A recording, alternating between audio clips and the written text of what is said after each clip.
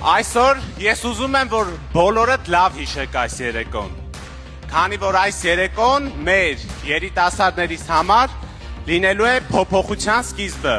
իսկ գիտեք ի շնորհիվ ում, ի շնորհիվ մեր ապագա վարչապետ Սամվել Կարապետյանի։ Սա այն պահն է, երբ մենք դադարում ենք մտածել երկիրը լքելու մասին եւ հստակ պլանավորում ենք, որ մենք մեր ապագան կառուցելու ենք մեր հայրենիքում եւ մենք վստահ ենք, որ մեր ապագան հենց կառուցվելու է Հայաստանի Հանրապետությունում։ Մենք բոլորիդ ավելի շատ ենք հավատում, քան դուք պատկերացնում եք։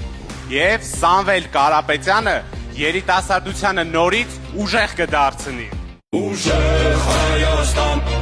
ազատ ու հզոր, խաղաղ ու կայուն է քո ապագան։